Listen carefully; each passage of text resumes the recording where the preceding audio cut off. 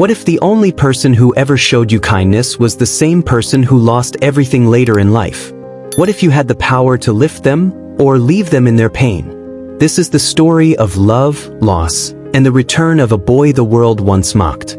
Watch till the end, your soul will thank you. At government secondary school, Enugu, Chinedu was the boy no one wanted to sit beside.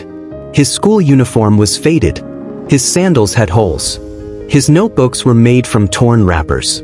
But he came to school early, sat quietly, and stared at the chalkboard with hungry eyes. Hungry, not just for knowledge, but for food.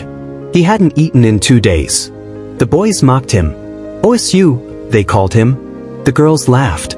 All but one. Ida, daughter of Senator IB, class captain, beautiful and brilliant. She noticed Chinedu hiding his stomach growl. Every break, she left extra jollof rice beside his desk. No words, no pity. He never forgot. Chinedu never said thank you. He was too shy. But every evening he wrote anonymous letters and dropped them in Ada's locker. I don't know why you helped me, but thank you. I'll make you proud. She never knew it was him. On the last day of school, they both sat for WEC. Chinedu didn't show up for the final paper. Rumors spread. His mother died. They moved to ABA. He's gone forever. Ada felt something heavy in her chest. She looked at his empty chair and whispered, "Please be okay." 8 years passed. Ada graduated with honors. But her father's arrest for corruption destroyed her family. Properties seized. Cars taken. Her mother became sick. She now sold Accra in front of their old estate gate.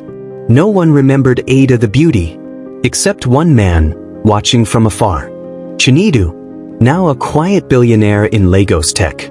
He returned to Enugu for the school's 25th anniversary as a special guest. No one recognized him, clean-shaven, black Agbada, Range Rover. He asked, "Is Ada coming?"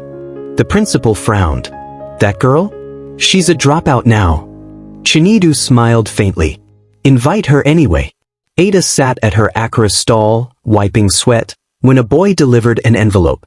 Inside, "You are specially invited to GSS Enugu's 25th anniversary gala. Guest of honor, Mr. Siyubesai." She froze. Chinedu? She hadn't heard that name in years. With no fancy clothes, she wore her mother's old wrapper and slippers. When she entered the school hall, students stared. Some laughed. One whispered, "See how she fell." But from the high table, Chinedu saw her, and his heart beat like drums. After the principal's long speech, Chinedu stood up.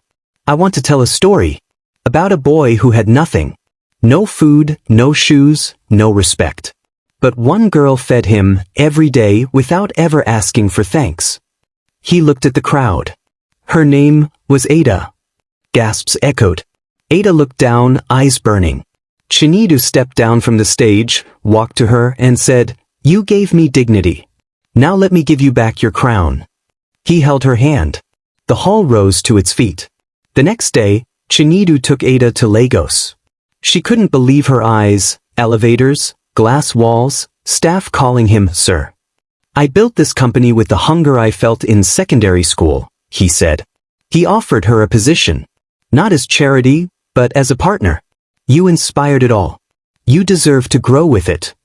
Ada, once shamed, now wore office suits, managed scholarships for poor girls, and smiled again. But the story was not over. One Sunday afternoon, Chinedu took her back to their old school. On the same bench where she once left food for him, he dropped a small plate, jollof rice and mwamwa. She laughed. He knelt. "I loved you before I knew what love was. Will you marry me?" Tears flowed. She nodded. "Yes. Always yes." Their wedding was simple, elegant, streamed online by millions. Commenters cried, "True love still exists." From torn sandals to tuxedo. They built schools, funded orphanages, gave scholarships to kids like Chinedu once was. One child asked, "Uncle, what made you rich?" Chinedu smiled and looked at Ada. The kind that fed me when I had nothing." This is more than a love story. It's a reminder that even the smallest kindness can change destinies. If this touched you like red heart, Comment writing hand your favorite part. Share repeat button to someone who's forgotten the power of love. And subscribe bell for more real African stories that move the soul. Turn on notifications. The next story might just be yours.